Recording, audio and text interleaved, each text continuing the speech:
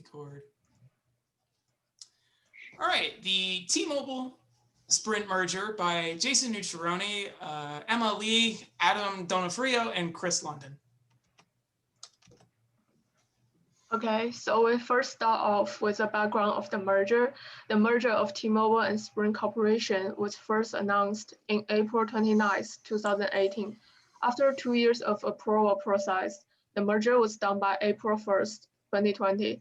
The official answer for the merger from T-Mobile is that the merger could combine their resources to bring customers the coverage, service, and the value they deserve.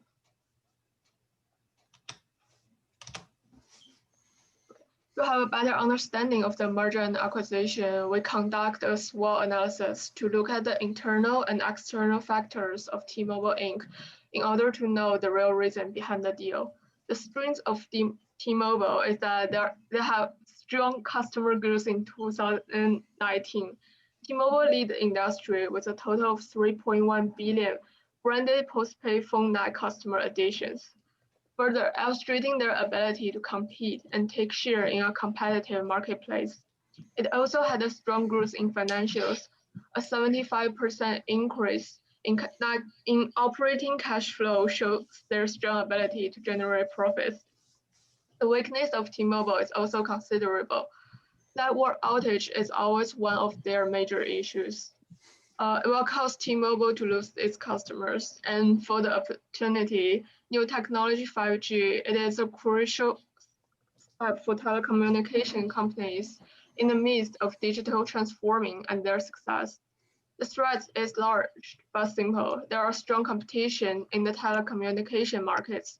Verizon, AT&T, and even Sprint is T-Mobile's strong competitor before the merger. Then I'll bring it to Jason to talk about the reasons behind the merger.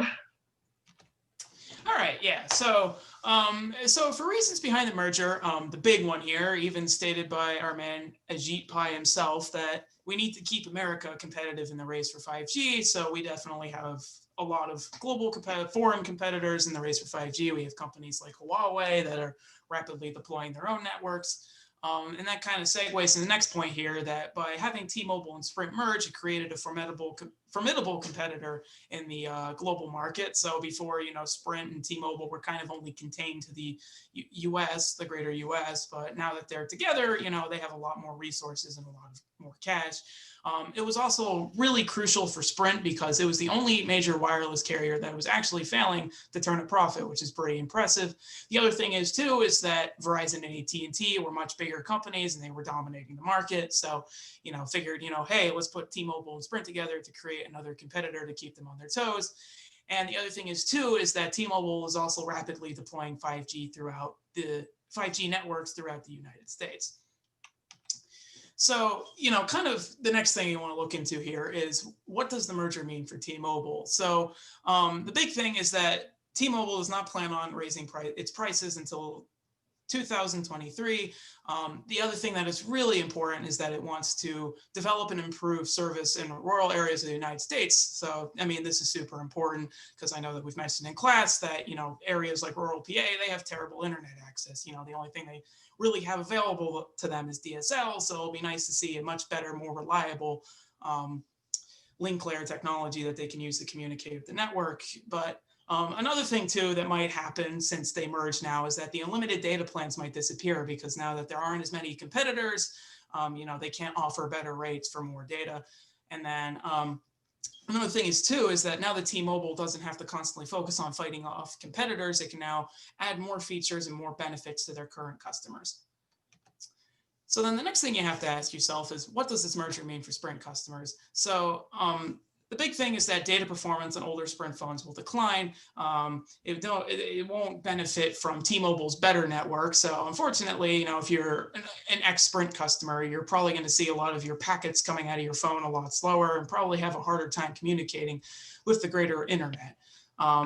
That being said, older Sprint phones will only work until the end of 2021. So if you do have an older phone, you should probably think about buying a new one. And then T-Mobile is also pledged to keep the current Sprint contracts in place until 2023. And also, if you see the old Sprint stores, those are dinosaurs now. So they're probably going to either be closing or transitioning into T-Mobile stores, which T-Mobile has pledged to start doing by the end of this year.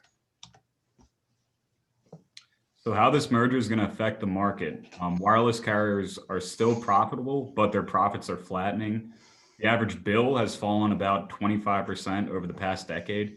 And with Sprint and T-Mobile, there used to be four major competitive carriers, and now there's only going to be three. There will be a fourth, but they're not very competitive, and I'll get to that soon.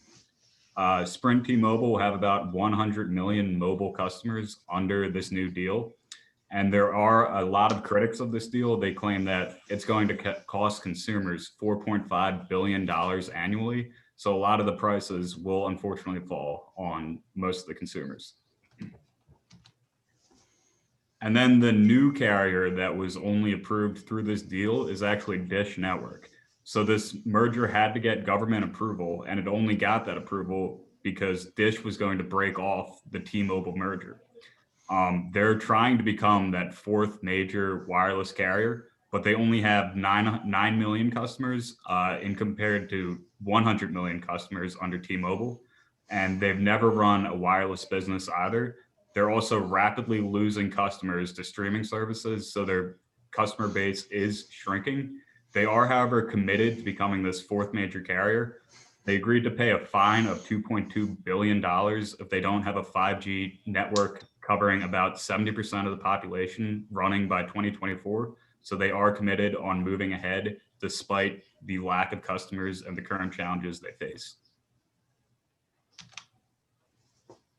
Okay, so it's just some of the technology here behind the T-Mobile Sprint merger. Within 6 years, 5G, they plan to have that out to 99% of the population. Obviously, that's going to vary depending on where they are and how far away they live from towers and the population density there. Sprint and T-Mobile networks, they're currently still separate, but they're going to be united in the future once they start buying more 5G towers and so you're able to unite those networks together. T-Mobile recently just turned on 2.5 gigahertz towers for 5G at the end of October, and they're still operating 319 megahertz towers on the low end and mid-band spectrum. And T-Mobile's actually had a head start in the mid-band coverage. There's just a bidding with FCC that started yesterday, December 8th, for the C-band spectrum, which is 3.7 to 3.98 gigahertz. And I looked up some of the results of that election. It's currently still going on over the next week or so, but as of right now, the auctions for those towers are currently at $2 billion, and there's 57 bidders who are bidding for these towers. And some people have estimated these towers are going to end up selling anywhere from $25 to $77 billion. And so these C-band 5G towers and those faster speeds aren't going to be available until late 2021.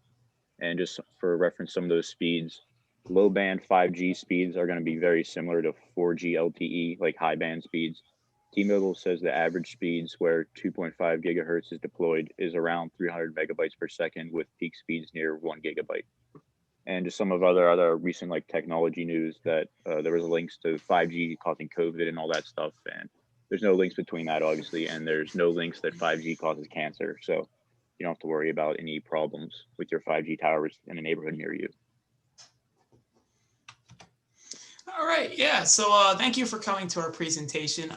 We definitely think that the T-Mobile Sprint merger is very interesting and very good for network services provided throughout America, because as kind of circling back to the same point here, it's like a lot of rural areas and a lot of less populated areas don't have reliable internet access. They're still relying on kind of outdated or bad technologies like DSL.